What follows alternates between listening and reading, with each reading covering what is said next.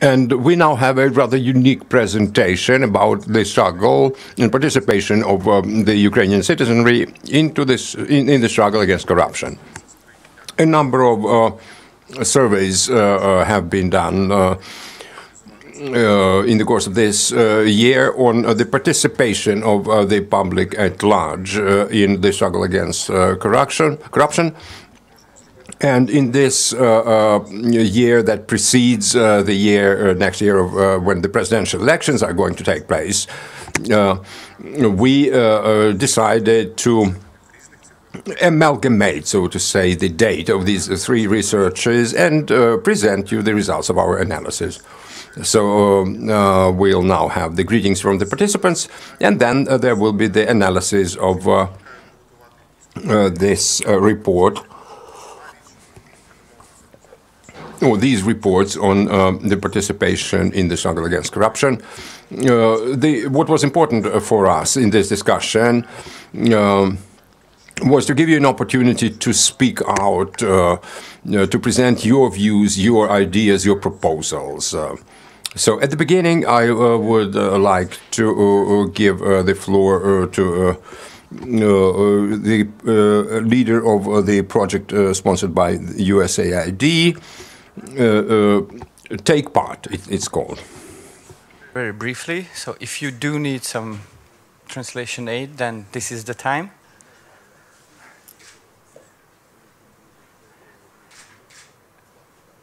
So welcome everyone then. My name is Roland Kovacs and I represent the USAID Engage activity.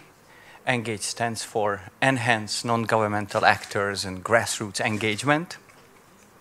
And this is a 5-year effort of USAID to strengthen citizens' awareness of and engagement in civil society actions at the national, regional, and local levels. Thank you for coming in such nice numbers today and listen to the presentation that's going to follow my words and Larry's words. And I would like to just very briefly tell you what this survey is about and why USAID Engage and the Sachi activity have conducted this survey. And the reason is very simple, is because since 2007, the US government has provided intensive support to Ukraine, intensive both in terms of financial numbers as well as in terms of the various tools and mechanisms used to help Ukraine come out from the deep dig of corrupt practices. Since 2007, periodically, we are gauging Ukrainian citizens' attitudes and experiences about corruption. Attitudes about and experiences with corruption. So the presentation that you will be hearing, it will be covering both of these areas, and this part of the presentation will be provided to you by my very own colleague, Ivan Presnyakov, who is sitting there. I would like to take this opportunity to thank not just Ivan for his hard work on this survey, a methodology, collection, and results, but also our colleagues from Sachi, Larry, and especially Maxim Klyuchar, who's sitting there, and who, together with Ivan, really are the two driving forces of today's presentation. And the knowledge that they will be sharing with you is the common knowledge that the Engage and the Sachi activities own and feel themselves. So Ivan and Maxim will be speaking on behalf of both of these programs. I wish you a good chat after the presentations. Дякую. Я ще запрошу до слова також керівника проекту USAID взаємодія, Лоренс Хелл. I also invite now the head of this project. Very nice introduction. Obviously, it's a beautiful day outside to be talking about anti-corruption issues and doing the analysis. And very seriously, this is a great time of year for all of us actually to take stock as we head into the new year. It is the time for New Year's resolutions. It's also the time of International Anti-Corruption Day. As you may be aware, this year on December 9th is the 16th anniversary of International Anti-Corruption Day. But perhaps for Ukraine, this is the most important one of all. And maybe Ukraine's situation is the most important in the world, this particular International Anti-Corruption Day, because of the obviously complex elections that you have coming up, the security situation and so forth. So we're extremely pleased to be able to support all of your truly admirable efforts, and especially in working with Roman and the Ukraine Crisis Media Center, with the outstanding work they do in helping media outlets such as yourselves develop balanced and fact-based content. And I truly admire the role that each of you plays in helping Ukrainian citizens make informed decisions. So we're very pleased to be part of that. With that, I'd like to turn it over to Ivan and Maxim, which Roland mentioned. They are truly a unique pairing in the USAID universe. I've taken to calling them the John Lennon, Paul McCartney songwriting duo of the USAID universe, and truly they are outstanding experts in their field, and I'm glad to see folks like Boris Malyshev here as well, who are really great sources of information on how citizens perceive corruption issues. And so with that, I'll turn it over to them, and thanks again to everybody. Дякую. Отже, ми почнемо з Івана Преснякова. Максим, я теж прошу зайняти ваше місце. Thank you. We will start with Ivan Presnyakov. He'll be the first to take the floor, and from time to time you will hear the phone calls, but it's not because of the lack of respect to the speakers, but because we have direct broadcast via internet of our today's discussion, and people, we hope, would be reacting to what's being said here. Let me start by saying that we present three surveys at a time. Ours is what we can call a classic survey. The others are focused on content analysis and the other aspects.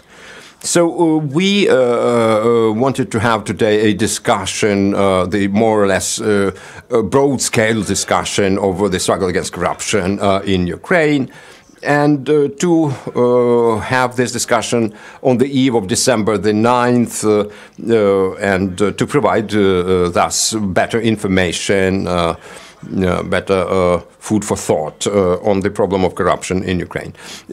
Kiev Institute of Sociology was the main executor of this survey. They made a large sample in which more than 10,000 people took part. So it's quite well represented. The data is well represented, and it covered practically all of the oblasts of Ukraine, all administrative regions of Ukraine. The second important aspect is that the methodology we followed was in vein of the previous surveys that, as was already mentioned, have been conducted since 2007. So it enables us to make comparisons of the data. So today, I suggest we speak about the attitude of the population to the problem of corruption, their attitude to both governmental and non-governmental organizations, in anti-corruption context, and the changes in the assessment of the level of corruption in Ukrainian society, and who is doing what in countering corruption. So the first item would be the attitude of the citizenry of Ukraine to the corruption at political level. Within the last 3 years, the issue of corruption has repeatedly been in the top 3 problems in the opinion of Ukrainian population. The issue number one was very high cost of living and the growing cost of living. The second most important item was the hostilities and clashes in the eastern part of the former Ukrainian Soviet Socialist Republic, and which is now independent Ukraine. And the corruption was ranked the third, with 93.7% of the respondents featuring it or qualifying, characterizing it as the third most important trend in Ukrainian political and social life. So when people speak about corruption, 92.5% of them mean political corruption. If business corruption, economic corruption is mentioned, its level of perception is much lower. And the day-to-day corruption in the daily routine activities of the people have not strangely been ranked as high as the political corruption. When we asked the respondents about the reasons of political corruption and the ways to counter it, the majority of the answers mentioned the lack of adequate punishment for the majority of the Ukrainians, and as the way out of this situation, they suggested that the punishment should be proper punishment should be established as a way of countering corruption. Speaking about other ways of preventing corruption, for example, some institutional changes that could be needed. They mentioned that fact that corruption goes unpunished in Ukraine mostly. That's, in their view, was the most serious problem.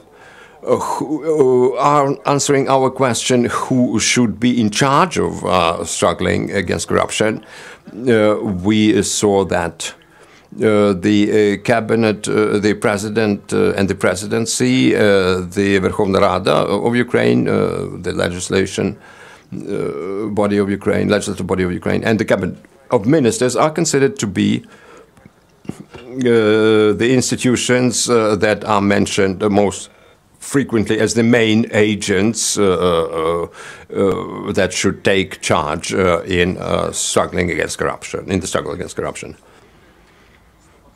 And about 30% of the citizenry think that the governmental institutions should be in charge, and when asked about the other actors, 72%, almost 73% mentioned that the rank-and-file Ukrainian citizens would be willing to struggle against corruption. 47% of the media are perceived as those that are willing to struggle against corruption. We analyzed the assessments of the newly established anti-corruption governmental agencies, and we saw that the three newly established bodies, the National Anti-Corruption Bureau, the Specialized Anti-Corruption Prosecutor's Office, and the National Agency for Prevention of Corruption, they are considered the most effective against, as compared to any other governmental institutions. And up to 20% of the respondents mentioned these bodies as the principal bodies in the struggle against corruption within the whole law enforcement system of this country. Mentioning the opinions of the citizenry of Ukraine who should be most responsible for the struggle against corruption. 10%, about 10% mentioned the society, the citizenry as a whole. And so it's a significant reduction from the 24% mentioned in our survey in 2014. And the question of how the citizens could affect this problem of corruption. The majority of the respondents gave rather passive, so to say, made rather passive choices. The majority said that the rank-and-file citizens are not able to reduce corruption. Almost 35% answered so. And the fact that the majority of the respondents consider the leading governmental institutions to be that are supposed to be in charge of struggle against corruption, it shows that the people somehow lost their faith in the abilities of the lower level institutions to counter corruption. Generally speaking, since 2015, the level of perception of the acuteness of this problem, seriousness of this problem of corruption, it has not changed significantly. A lot of people still consider it one of the main problems in this country.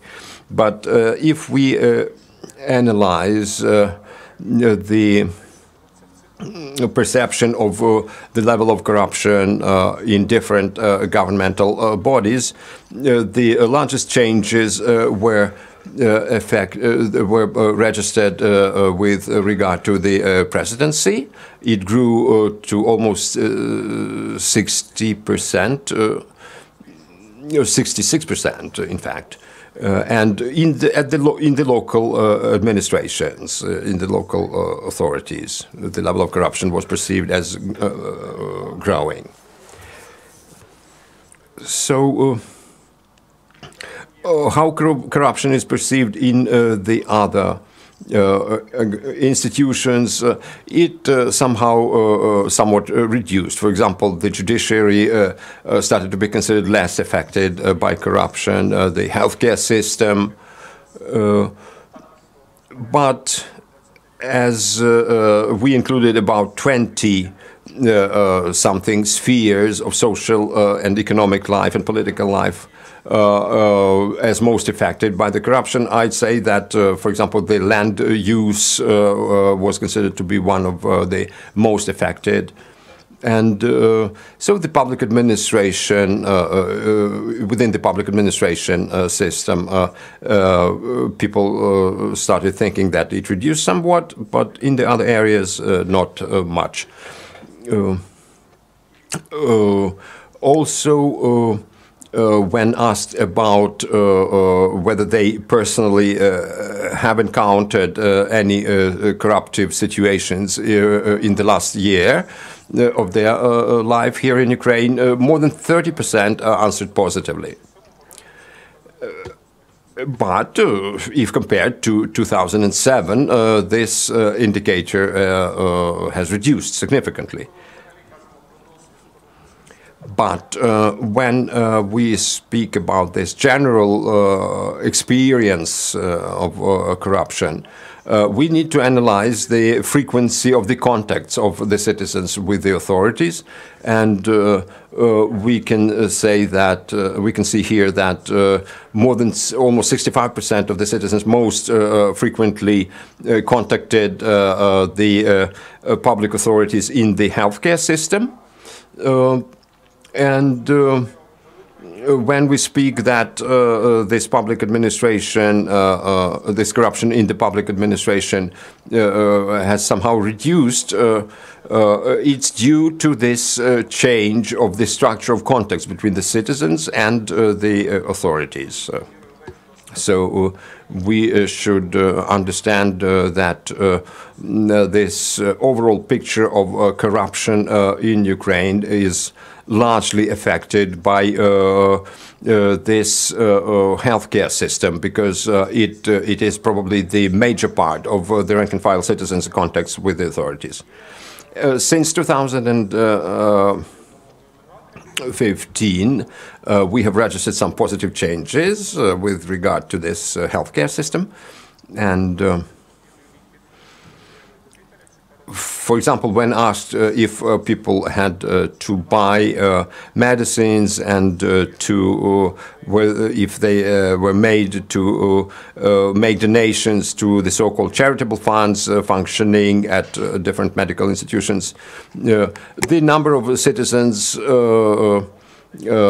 was almost 55% a few years ago in 2015, and it's been reduced to 41%. So the reduction was about 10%.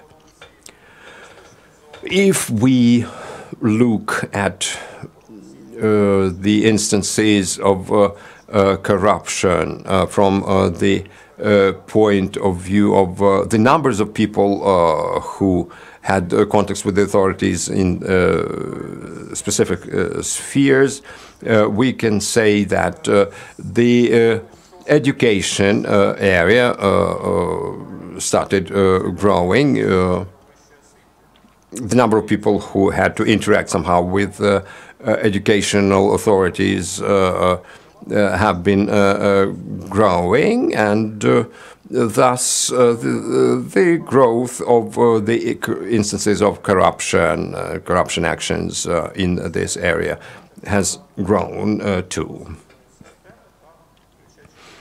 The other affected areas, severely affected by corruption, are different licensing procedures and the authorities that are dealing with licensing and certifying different activities and different economic and business activities. And quite significant remains, besides healthcare and the Ministry of Interior, also the judiciary system. So, but again, the small reduction here from 52% to 48% of the citizens. If we look at the regional breakdown of the data, we can see that 96% of the respondents in Zakarpattia area responded they personally confronted this situation, faced these situations when they were made to pay bribes and witness the acts of corruption.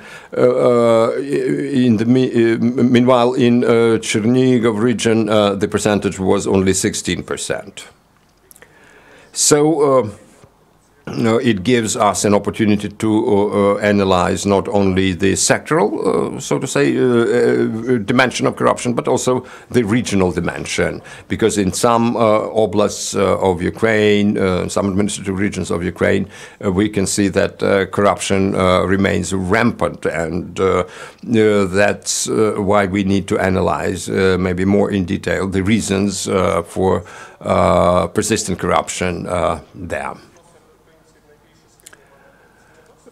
The groups of the population that experienced most these corruptive actions were the 30 to 44-year-old citizens of the country, mostly city dwellers, and among them the people with highest incomes were most affected. Again, the question about the readiness to participate in the struggle against corruption, 36.4% of the citizens responded that they were ready to take part in the measures aimed at fighting corruption. They indicated their readiness to take part in some civic actions, like civic councils, public hearings, and so on.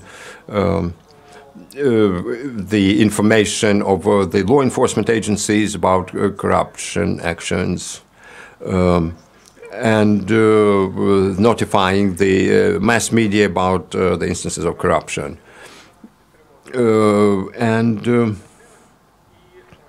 As you can see from this slide, about 9% of the citizens are ready to take part in the civic actions. So we can, as we can see, the discrepancy or the difference between the number of people who experienced the instances of corruption and those who were ready to fight against corruption was quite significant. People of younger age, here you can see the data about them and their readiness to take part in fighting against corruption. Up to 46%, 45.6% declared their readiness to participate in struggle against corruption. And so the data that all the data practically that you can see here, we think should be brought to the attention of our, our organizations that are supposed to fight against corruption. Two more questions. The factors that induce corruption and the factors that impede and the struggle against corruption. Almost 70% answered that if they have a feeling that corruption affects directly themselves or their family members, they said that 70% of people said that if they are directly affected or their family members are affected, they would be ready to fight, to struggle against corruption. And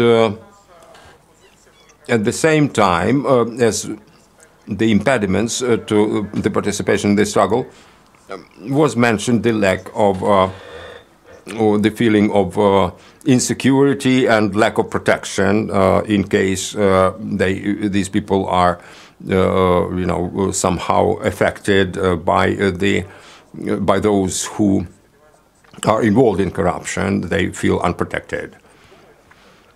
So after this package of digits, we can continue with analyzing the other aspects of this situation. Thank you, Ivan. Let me start with the positive news. The positive news is that among the members of the audience, I can see a lot of people with whom we have already cooperated in this area of struggle against corruption. It means that corruption still remains a focus of interest for you all. At the same time, the negative side is that the majority of the people interested in these issues of struggle against corruption are mostly the same people who have been involved in this work for years already.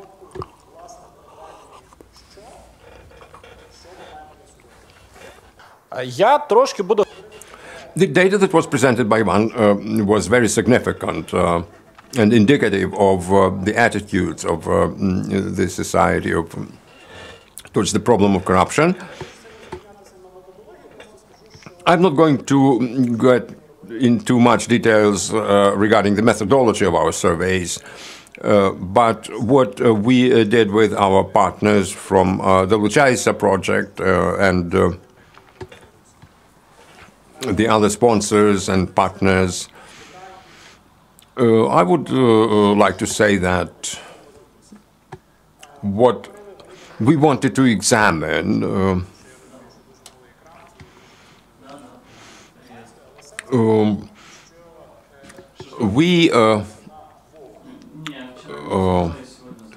base our approaches on two methodological approaches. One was that we identified 5 different categories of the citizens whom we wanted to survey. Men and women represented equally. The professional groups were also more or less proportionately represented, like it included the students, the employees of different companies from different sectors of economy. And we wanted to ask them about their motivations. The other approach, methodological approach, was to analyze as closely as possible the media coverage of the problem of corruption.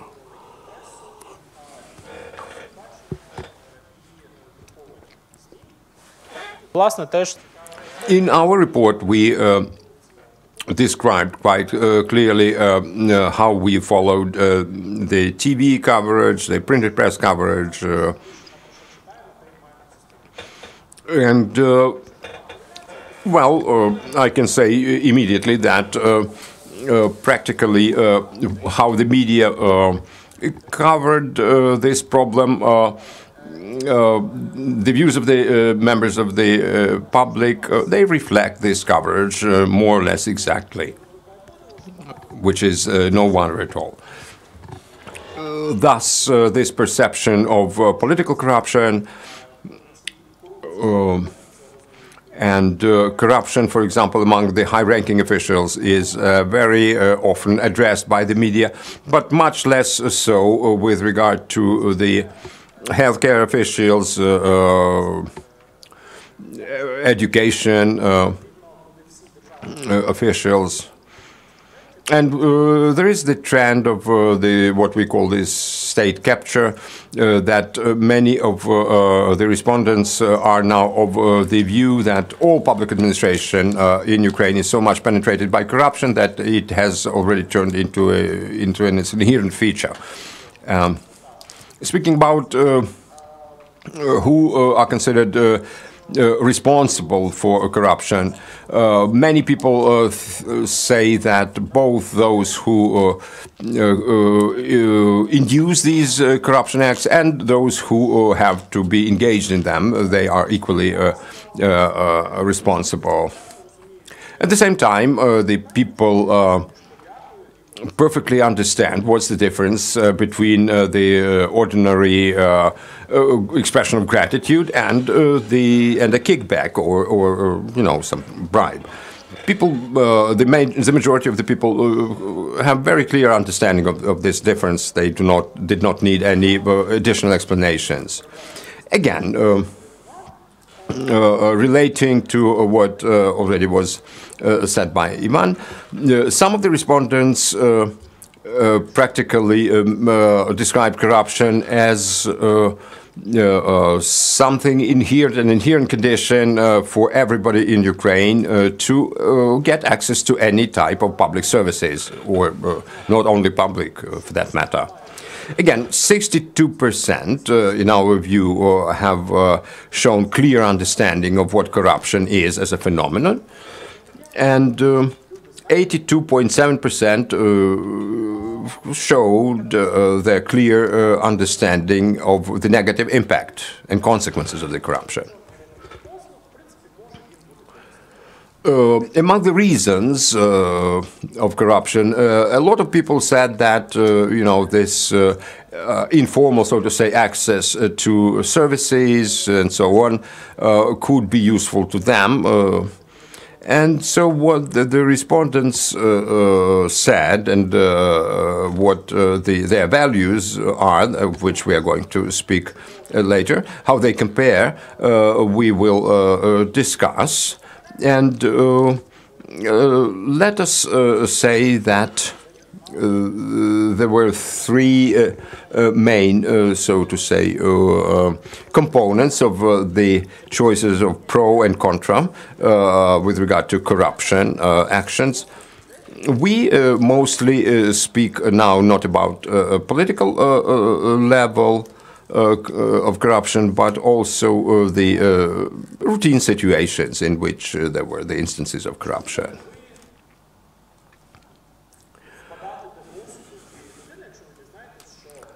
The attitude towards corruption actions of the other people, neighbors, colleagues, and so on.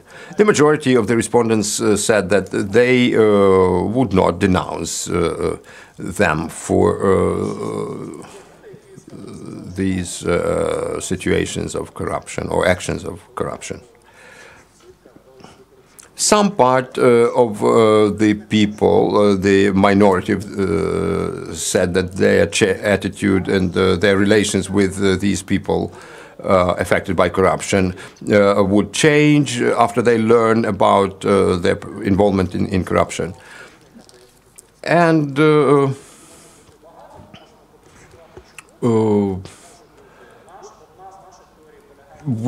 our theory was that the more vulnerable people are, the more sensitive they are to the problem of corruption.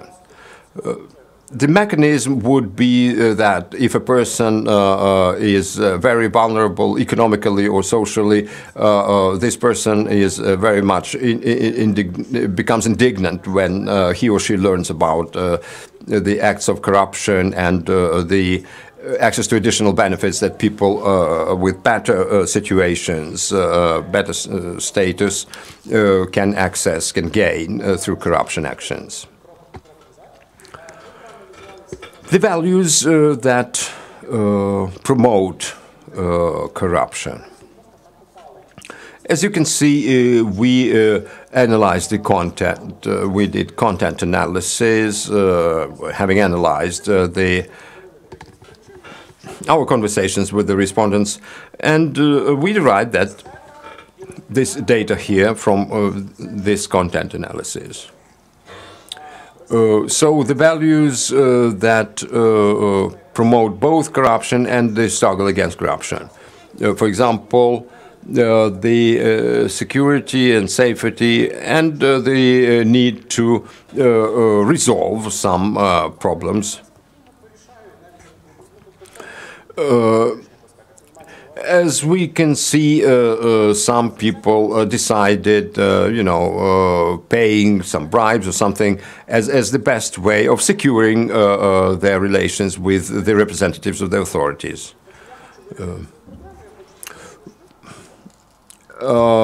It's 44%, almost 43.5% said so. 14.5% indicated their willingness to stay in their zone of comfort as the main reason for corruption. And 8.4% mentioned the need to survive as the main driver of corruption.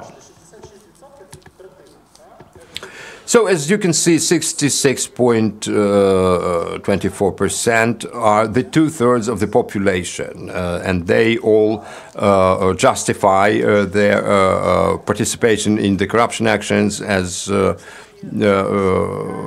as the need to either provide for their safety and security, comfort, or survival. And as we mentioned that almost 83% displayed clear understanding of the negative impact of corruption,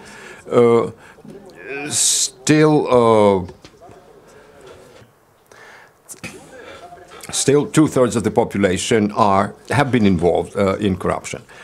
Among the drivers or motivations of countering corruption, about 8.3% mentioned the fact that they feel some moral satisfaction while refusing to get involved into corruption action.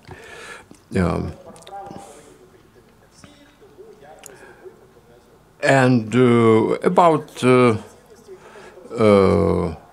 7% also mentioned their habit or willingness to live by the rules and by law, remain law-abiding citizens.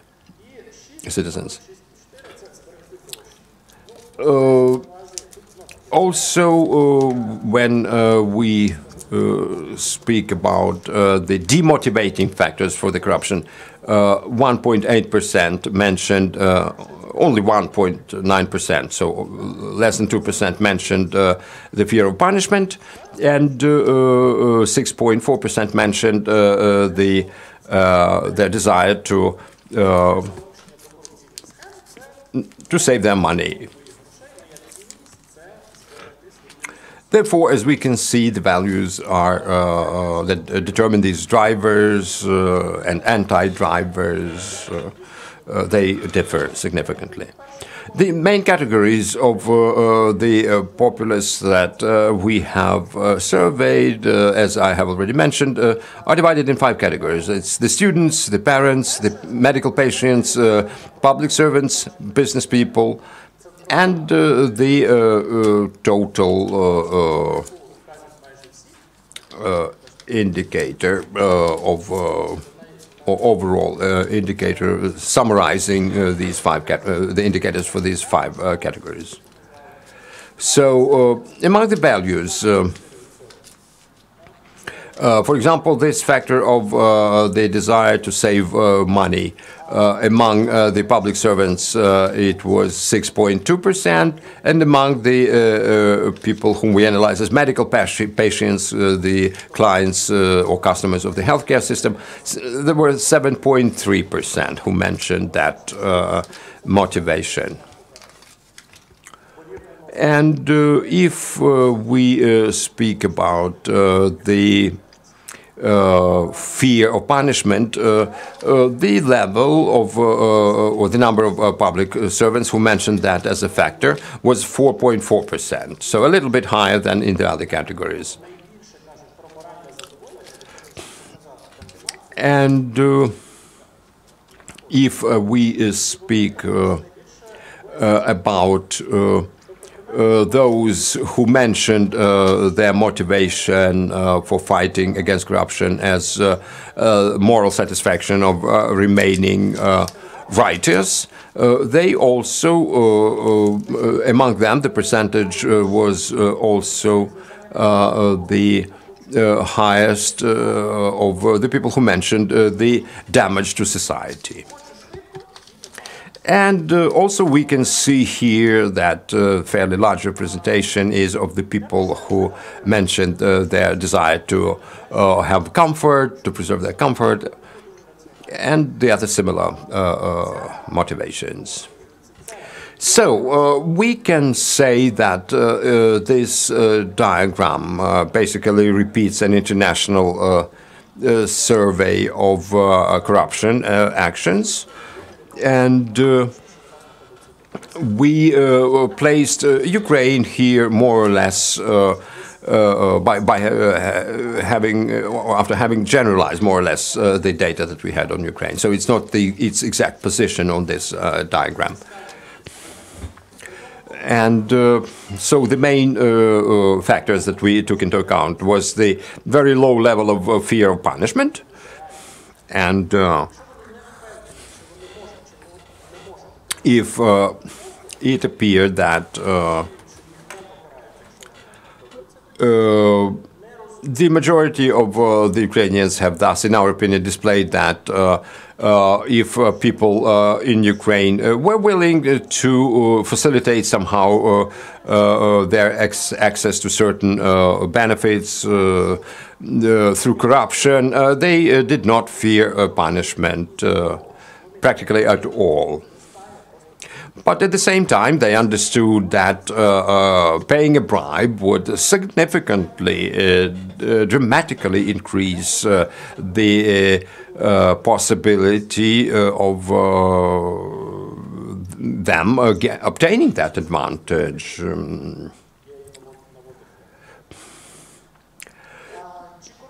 So the question, the next question is whether the level of corruption has decreased. Well, there are certain positive indicators like the so-called centers of administrative services, where the administrative services have been centralized. They somehow improved the situation. They reduced the environment for corruptive environment. Also, the new or modernized, so to say, way of submitting the tax returns, and so on. We should also mention the conditions for doing business, and as we have already mentioned, the healthcare system. The new reorganized Ukrainian police. The perception by the populace is mixed, and we attribute this mixed reaction as a result of the media coverage of the police. People usually see at least a couple of pieces of news about corruption, usually high-level political corruption. Some of these pieces of news, they do not explain the reasons, specific reasons for specific instances of corruption, and that's, in our view, contributes to the perception, to this negative perception by the large percentage of population of the performance of the government and authorities in general in Ukraine. Розрулити, як можна дати їй раду і так далі. In our view, only 10% of the news pieces of news published by the printed press or by broadcast by TV, they only 10% have some analytical component explaining the reasons, the causes of corruption.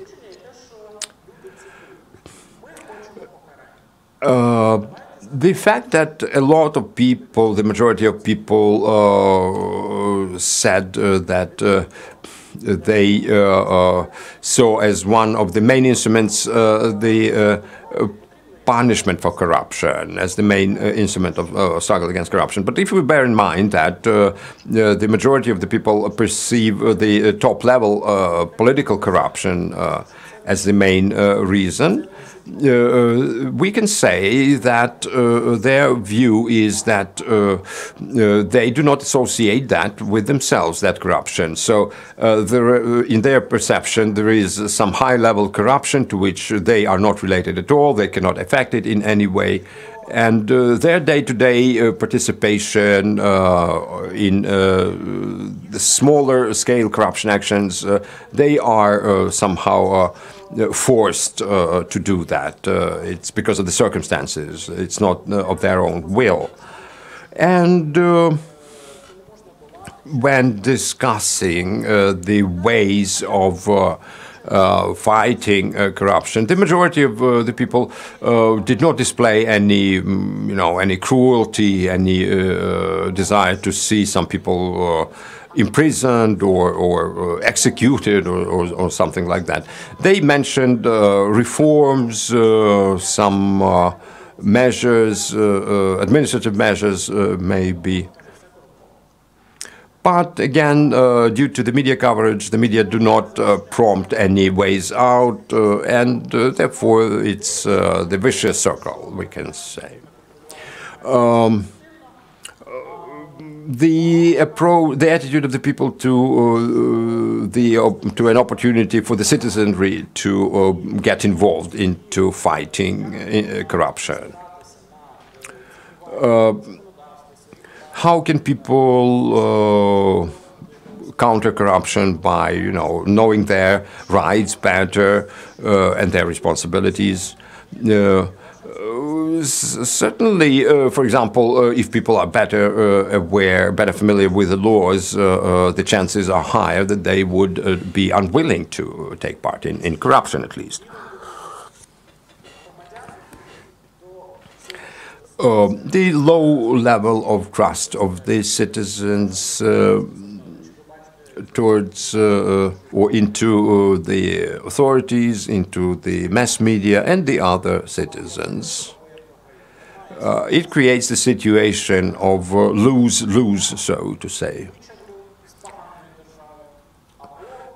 And some people perceive their day-to-day struggle with the authorities as either I get something, manage to get something, some services from the authorities, or they squeeze something out of me. And so, as the majority of the people's opinion, as was already mentioned, is that in Ukraine, corruption at any level goes unpunished, and among the factors that justify, so to say, the corruption, people most frequently mention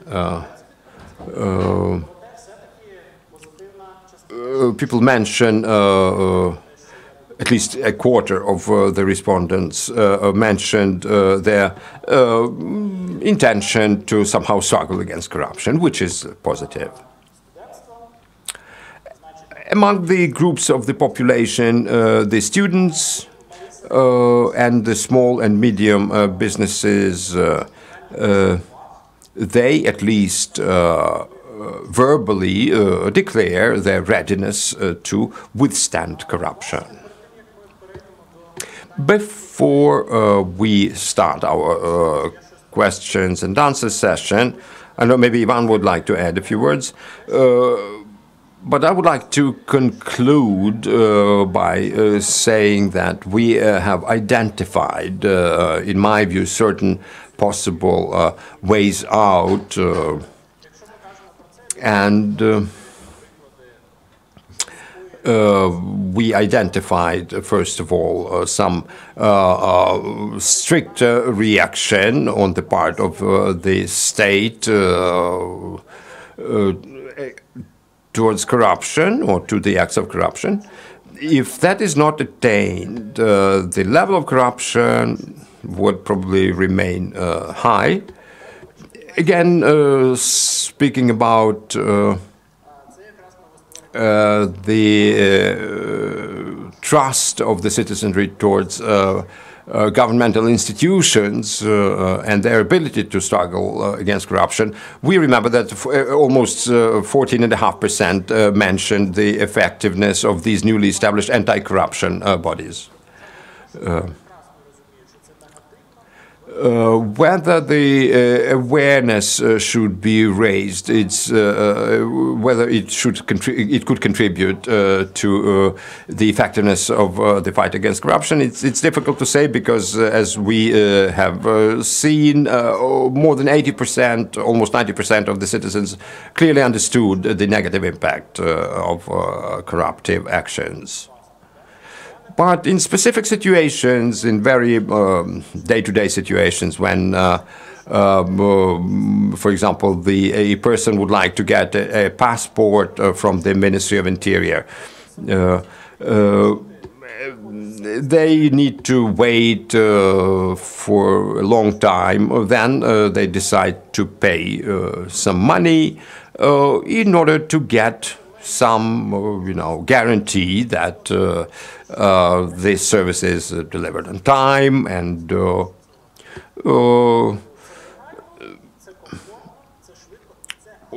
it was, for example, an attempt was made to improve the situation there by introducing different rates, and people, a lot of people decided that they would rather pay more money than wait for a long time for a lower price of this service, or with a lower price of this service. So it's a possible example of some positive solution to a corruption problem in the administrative bodies of Ukraine. And I also wanted to highlight again this issue of the media coverage of the problem of corruption. For example, if we watch our TV, we know that the majority of the people who comment the corruption problem on TV, they are not qualified, they are not competent enough to comment on the problem of corruption. And the majority of these commentators, they speak with cliches, they call on the same things repeated year after year after year, like stricter punishments and the need for more punishments and so on and so forth. So we hope that our today's meeting is the first in a series of similar events in the course of which we would like to draw the attention of our colleagues to the data that we have compiled, and there will be a sister project, New Media, quite soon, and the European Anti-Corruption Initiative is going to hold their conference. The Institute for the Development of Regional Press is going to hold this conference, and we are going to take part in that conference too.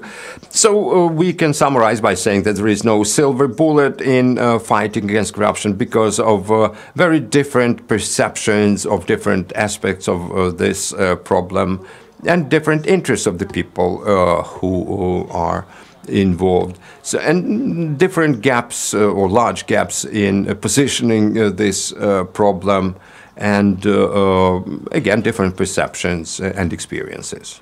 So let us discuss all that. Thank you. Thank you, Maxim. We have quite frequently debated the possible recipes, so to say, in this for this work, prescriptions of remedying this problem of corruption. I can only agree with what Maxim said, that there is no silver bullet. But let us now discuss how this data can be most effectively used by you in your day-to-day work. If you are engaged in covering, for example, some administrative changes, some political changes, we view this data as extremely important, extremely indicative, and we hope that the journalists, the media representatives would also be interested and would consider them useful in their work. But again, all this under discussion, even among the representatives of the media, as we know. But still, the data that you have seen today, a lot of data you have in your handouts that, although there is this very pessimistic point of view that corruption is indestructible in Ukraine, I still think that it's not that grim. The picture is not that grim. We should probably accelerate or make our work more active. So let's discuss it. I would like to thank you. I'm a journalist. Let me thank you for this data, for this survey. I liked it very much that you managed to make a comparison of 2015 and last year. There is the analysis of the trends. Speaking about the contents. I have some comments. Practically, you've indicated quite correctly, in my view, the fact that there are two different perceptions of two different levels of corruption. So there is a top-level corruption, and then all the other corruption, like, for example, the top government officials and so on. But then at a lower level, kickbacks and everything else in economic activities are all right for the businesses and for the individuals. For example, I read recently a survey data that about more than 38% of the managers of Ukrainian companies acknowledged that they had been using the kickbacks as an instrument of promoting their business interest and resolving their business problems. Speaking about healthcare and the other public services, I certainly agree with the fact that the government should play the leading role here, like as it happened, for example, with the tax returns. For example, when some of the services were made not free, but for payment, are now granted, provided for payment, it eliminated a lot of ground for corruption. And when we speak about the citizenry participation, certainly the majority of the people clearly understand the damaging effects of corruption.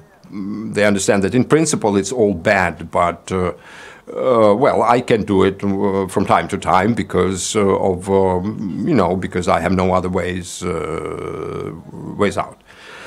What is also important is that the government and the law enforcement agencies, they have shown their inability to demonstrate any results in their struggle against corruption. The society is unaware, at least, of any, completed, successful investigations and so on. If there are any, the journalists would only be glad to cover them, to write about them, or make TV programs about them. So it seems to me that if your survey is showing a number of tendencies and the role of different segments of society, of the government, and so on,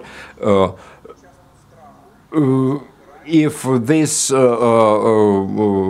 public information, this coverage aspect is improved, it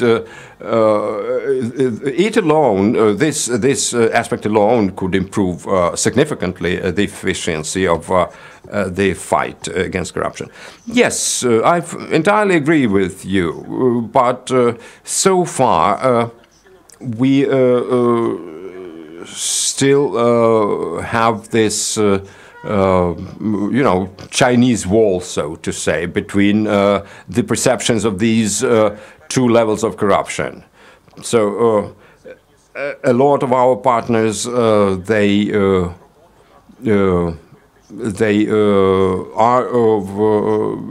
clearly understand that if small-scale corruption is combated by different means, the top-level corruption still is a problem, and it needs to be, so to say, rooted out.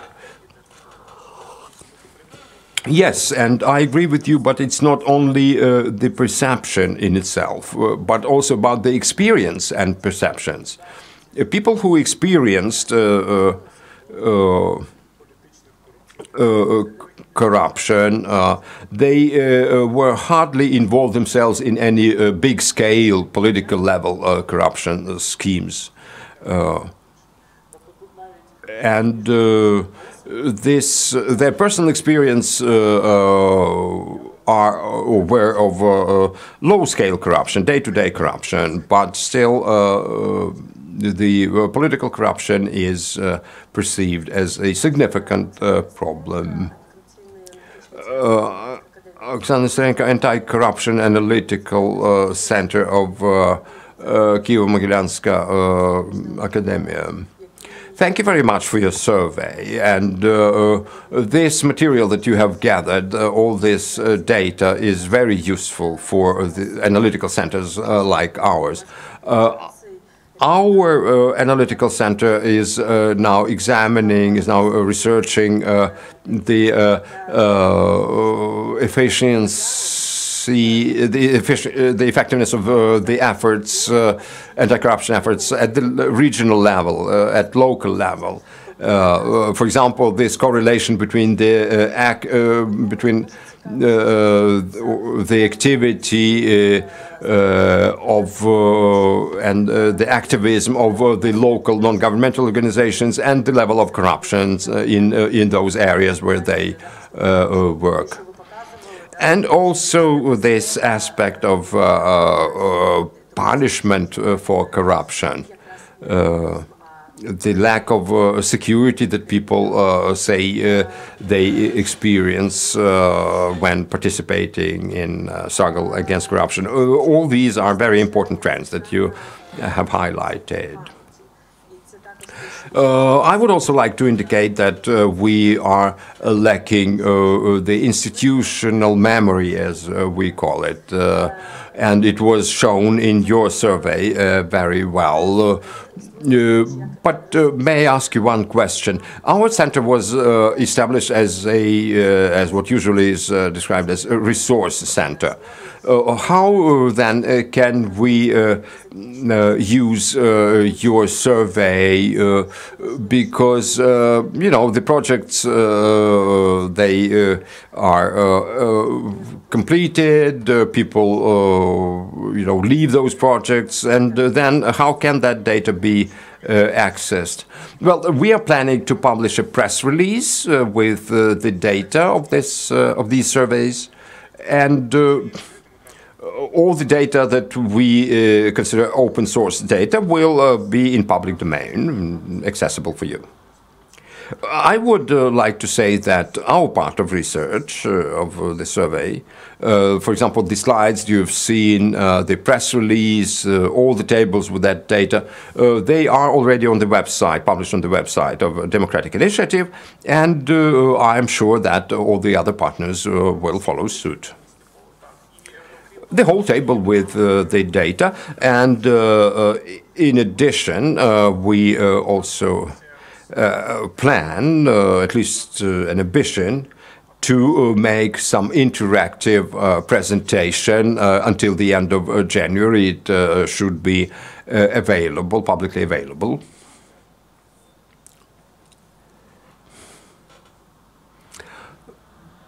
The lady speaks out of microphone.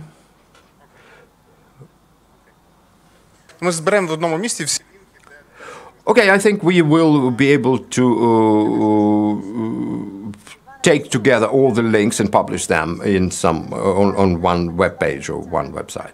My name is Kononenko. You've analyzed the spheres of corruption and the social status of the population and regional breakdown. But it would be also interesting to have the gender breakdown. For example, how differently men and women view the struggle against corruption. Like, for example, Maxim mentioned that some people advocate stricter punishments, the other people are in favor of better awareness and education and information campaigns. So would there be any difference between men and women? Like, for example, if women, their role in society is to take care about children, about the other family members, and therefore they suffer, logically they suffer more from corruption. And again, the such type of corruption that only women are affected by, as the sexual services that are required as a form of, you know, kickback or bribe. Well, let me say that we have only presented a part of what of the data that we have compiled, and again, we would like to thank our partners of the Luchaisa project, but I hope that Misha could probably inform you more in detail about our findings in this area that you mentioned. For example, and I would like to refer you to, for example, in terms of gender differences, like the readiness, the level of readiness to participate in struggle against corruption. And I would like to say that there was, as you saw, somewhat higher level of readiness among the men to participate in struggle against corruption. But again, it's only a slight difference, slight prevalence, not something really substantial. Well, if I inform you on a number of parameters that we followed in this research, there were the number of parameters were 400, and it certainly included also the gender differences and the gender parameters. And as Maxim mentioned, women indeed have more frequent contacts with some public authorities, but only in certain sectors like education and healthcare, not in all other areas of public services. And again, according to the data that we have obtained, the differences do not indicate, do not signal any need for, more active work in one sector and less active work in the other. So, again, the difference between the perceptions, like people declare their readiness at a certain level, and then when more specific areas are mentioned, the level of readiness is much less. But I will certainly take another look, a more attentive look at any statistically significant differences by gender, and if there are any, I'm going to inform you and our other colleagues, because gender equality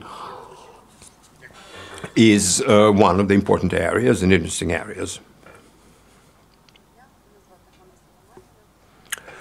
Good afternoon. My name is Anas Salabatina, and I lead now the non-governmental organization, the Discoverers of Corruption. We can translate this title like this. You presented an aggregate results of people's attitudes to different governmental agencies, and, for example, these newly established anti-corruption bodies were assessed positively by something like 16% of people. I would like society to be better informed, more in detail, about the level of positive assessment by the members of the public of these newly established bodies. I'm a former official of the National Agency of Prevention of Corruption, and I can say that in 3 years of spending both public money and the money, the funds from the donors, it has not shown its effectiveness convincingly. And I can say the same, practically the same, about the Anti-Corruption Prosecutor's Office and the specialized other specialized anti-corruption bodies. For example, speaking about our part of our area of activity, like whistleblowing, Article 53 of the law on these on the specialized of the prevention, national anti-corruption or corruption prevention body, it does not, it has not coped with that work, and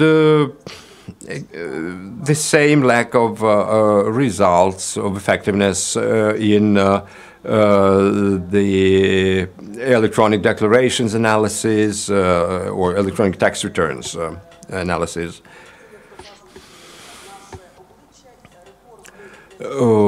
We can say that these reforms were highly publicized and if we speak about the other sectors of our social life and the activities of the government, for example, education, healthcare, we have female ministers there, but still the quality of services there is problematic, and if you do not pay any money, extra money, it's difficult to get any medical services at all. So I certainly understand that the level of salaries, level of compensation to the medical doctors should be improved, but it's also the set of other problems.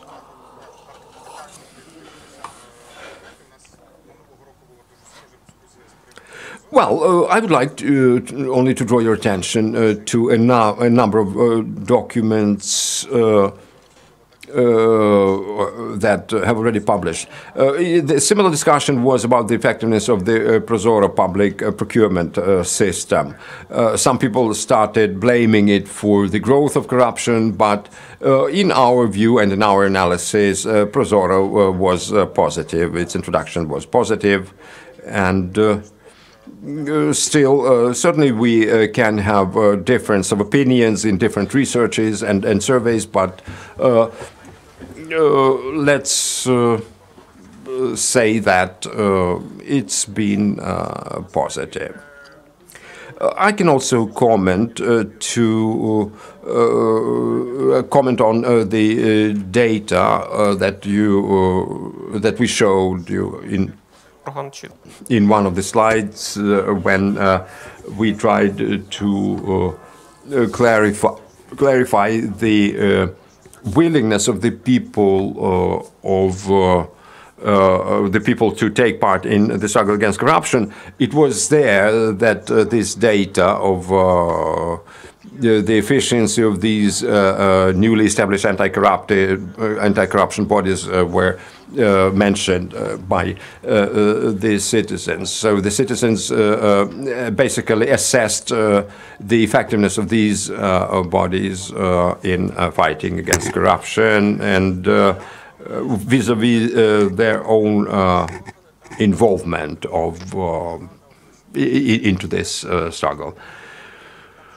Also, the other top government institutions, their efficiencies and the trust to them was evaluated. For example, in 2017, if we take these anti-corruption bodies, it was we can say that in the last year the level of trust has grown to both Corruption Prevention Agency and Anti-Corruption Court, Specialized Anti-Corruption Court. And for example, the National Anti-Corruption Bureau is one of the two governmental institutions to which the trust of the public, towards which the trust of the public has grown. It's not significant, it's 2-point-something percentage points, but still has been some growth. And This is to say that public trust is one thing, and the perceptions of individual citizens can certainly significantly differ. And we can have our theories about the reasons for these differences, but still, there have been some positive developments. I would like to add a few words about the healthcare system. If we look at the efficiency or the level of corruption in the healthcare system, when we visit different parts of Ukraine, we speak to the parents and NGOs. You also encounter very different assessments and evaluations. Like, for example, a lot of people mention in different oblasts of Ukraine, simply their fear that their children might be somehow badly affected by inefficiency of the healthcare system. Therefore, they are more ready to pay bribes just in order to have their children safe and sound. And again, it's related to the media coverage to a certain extent. When we asked the parents about the possible ways of fighting against corruption or any wrongdoings in the healthcare system, when people were asked what could they do, the most frequently mentioned countering measure was to write a complaint to the Ministry of Healthcare. But at the same time, with the budgetary process and money allocation of public funds to different sectors of the government provided services, we know that the ministry's authorities and ability to have any impact on the local situations has decreased significantly recently. And a lot of parents, understandably, when feeling their children threatened, are certainly motivated to do certain actions. Yes, it's a complicated story, but if you remember that slide of the structure of contacts of the citizens with the public authorities, you probably remember that almost 70% of the citizenry have regular contacts with the public healthcare system. There is not a single other sector of public institutions that can boast the contacts of this frequency and intensity.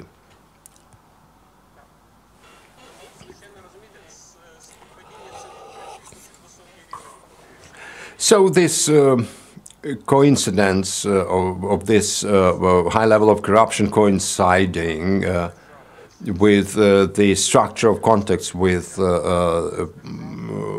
governmental institutions, you could see how much larger this frequency and intensity is as compared to any other sectors of the government services. Therefore, healthcare, understandably, is one of the highest corrupt areas or sectors.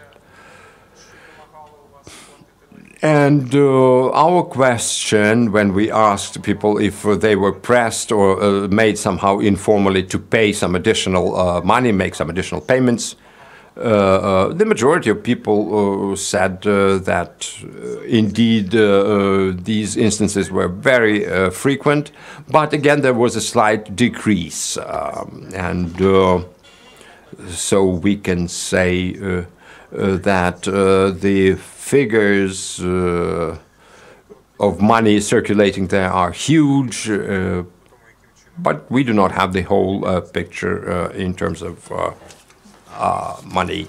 And we also, let me add that we also tried to analyze the effects of some reforms, for example, the educational reform in decreasing and reducing corruption.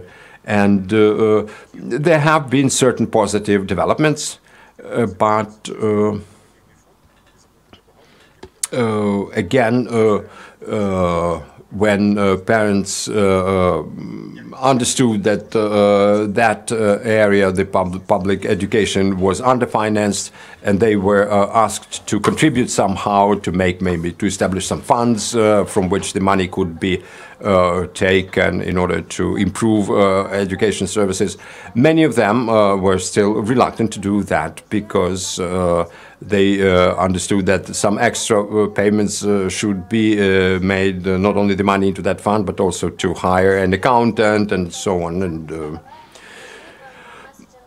my question is about the messages that you highlighted about the positive results that you have mentioned, but we understand that some of the instruments of struggle against corruption, like petitioning, filing complaints, they may not always bring about positive results.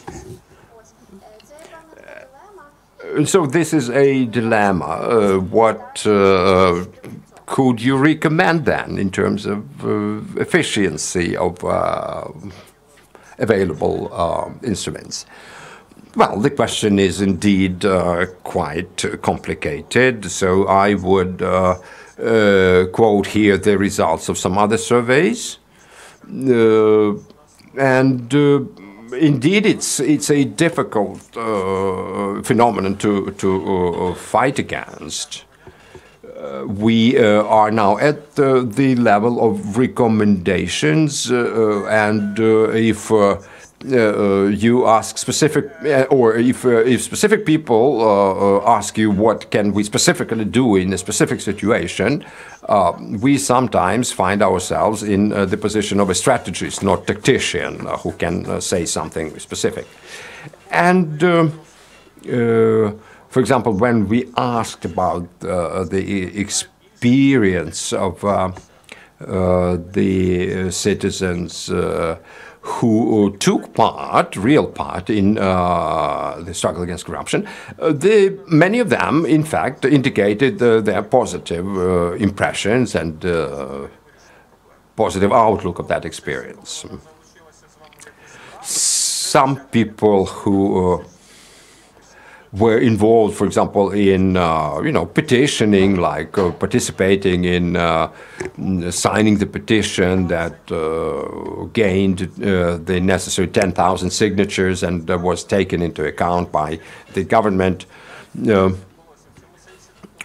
In this sense, it certainly is more of a perception of some victory, of some positive development. At least people clearly state that they are somehow satisfied with their efforts. And here certainly we have again this issue of communicating the results of the effectiveness of the citizens' participation. If these are rank-and-file citizens, let us not raise, this level of expectation of the effectiveness of their actions. Let us be realistic. If people are involved in, resisting some abusive construction projects or something,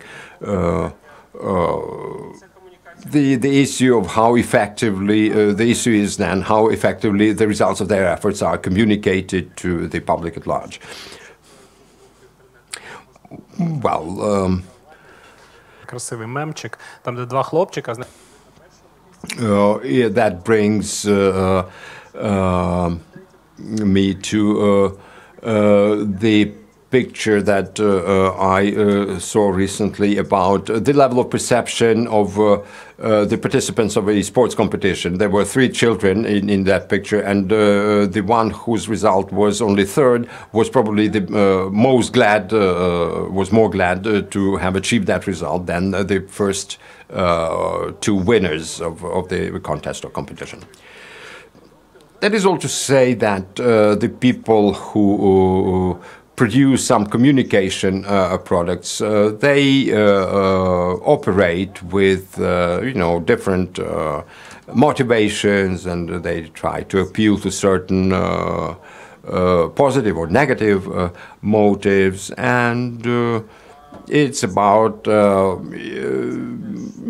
the journalist's attitudes to which techniques to use. It's difficult to cover corruption efforts or anti-corruption efforts with a big smile. It's sometimes quite difficult. Therefore, this area in which we are trying to find some effective means. We, for example, recently tried to inform the public about some small successes in some small infighting, some small-scale corruption by women, and it's also important for the journalists at least to maintain this positive attitude and this optimism towards this fight against corruption.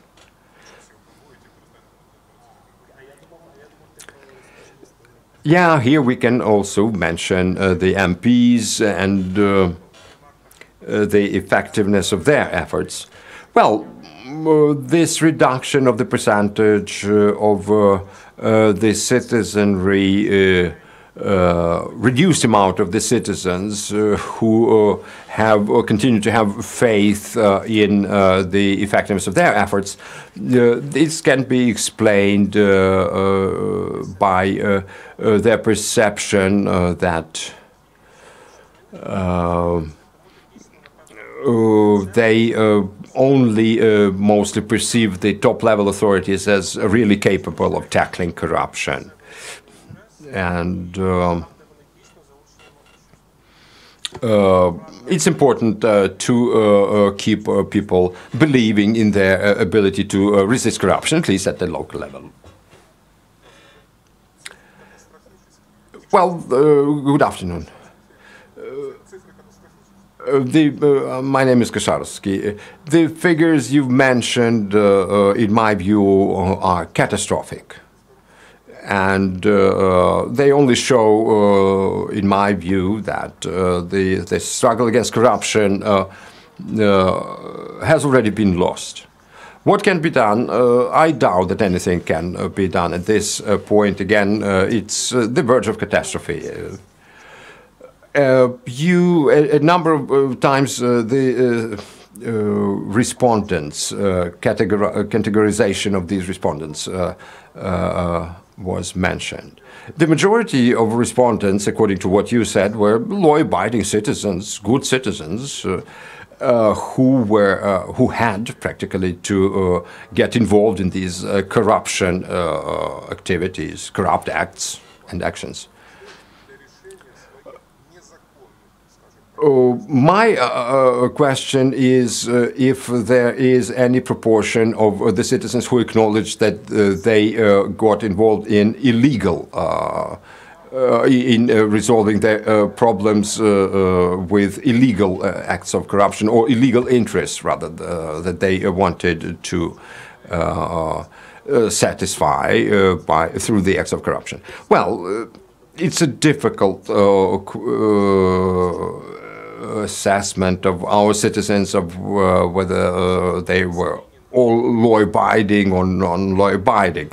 Nobody screened those citizens before they were put in these focus groups that we analyzed. We tried to make, so to say, some cross-cutting, picture of our society. I cannot present you another slide that I wanted. But again, if we speak about the people who denounce the other people who, to their knowledge, were involved in some acts of corruption, a large part of them didn't denounce anybody else. And again, some people, or the majority of people, said that yes, corruption at top level should be fought against, but they themselves did not consider themselves implicated or guilty of corruption. Again, the factors that we mentioned as the motivating factors, the comfort zone and so on, some moral values. But again, people mentioned those things that they considered important for themselves. Therefore, I would not speak, it's again my personal opinion, I would not describe that picture that you have seen through our survey as catastrophic, but in my view, different categories of respondents and the attitudes at large should be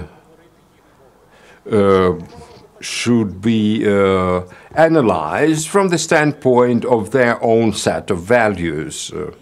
If we in Ukraine speak about the need to buy medicines right away, right here and right now, and you start accusing people that they paid money for that,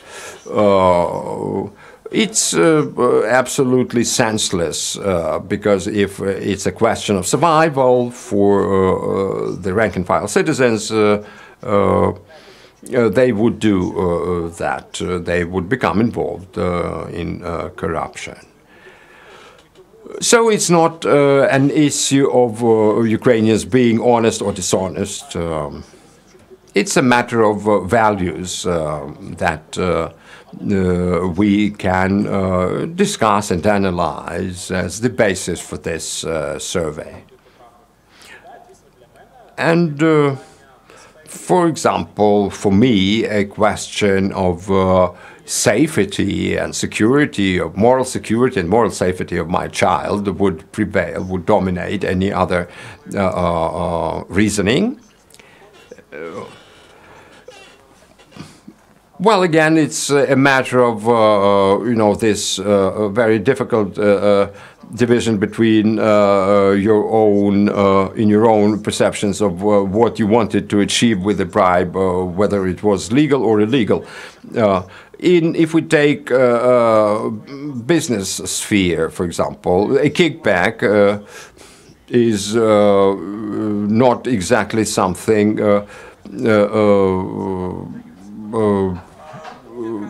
violating the law. Is pretty common in business practices in Ukraine. You just pay some extra money for some extra access or some extra advantages. And therefore, I think our efforts should be aimed at reducing the number of people who are seeking to gain some illegal advantages or gains. And here we need to speak about the need to improve the system of governance, and here the question of reforms arise, and like simplification of some services and so on. But again, if we speak about the people who want to get something behind the queue, so to say, or out of prescribed, out of the set procedure. It's a matter for the law enforcement bodies to tackle, in my view. And so the fear of punishment is one of the possible and evident replies to that. And it, again, should be perceived as a stimulus for reform, so that these corrupt ways are made unattractive. I would like to ask Ms. Natalia Kononenko to comment on the issues that were mentioned in terms of press coverage, like the journalists mentioned that they write about what they see. And so what's your view how we can make media less distorting, so to say, in terms of covering our successes in the struggle against corruption? Good afternoon.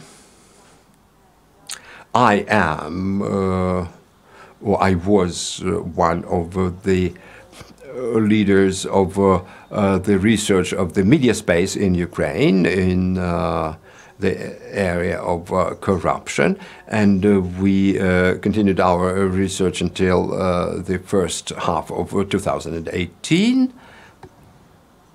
But Roland, would you please repeat your question once again? How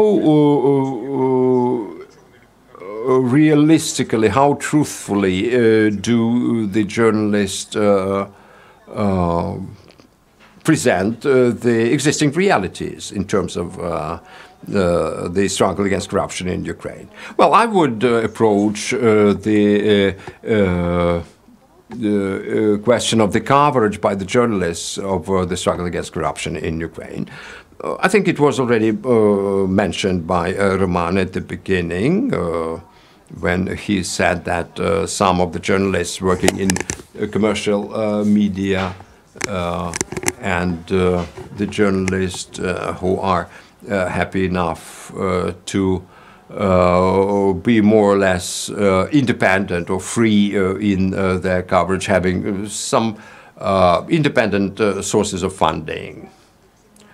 We need to look at the Ukrainian media in terms of their influence on the audience, on the public in Ukraine. Only after that we could understand what should be the agendas for the owners of the most powerful media conglomerates. Ну, зрозуміємо, а чому... And only that can give us a clear understanding of... Сьогодні дуже багато розповідали ми... of the presentation of this corruption or struggle against corruption issue presentation by the media. So this media coverage of the struggle against corruption in Ukraine is certainly much needed by the informal owners of our country, we can call them so. When the media people speak about corruption at large, general corruption, top-level corruption, without naming any successful examples of overcoming the corruption, this situation conserve our existing paradigm in this media coverage, and it's a vicious circle. The journalists perpetuate what the majority of the public is willing to hear. But there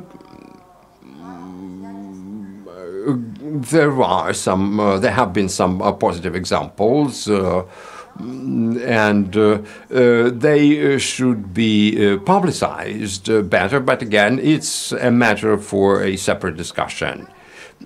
So, answering your question briefly, the matter is not the journalists, but where they have to work at, and how what's the quality of subsequently what's the quality of their work. Well, if we look at the information about the fight against corruption in Ukraine, it seems to be abundant, but it's only because a lot of this information is in the internet. And, for example, the majority of the respondents said that they get the major part of their information about the struggle against corruption from TV broadcasts. And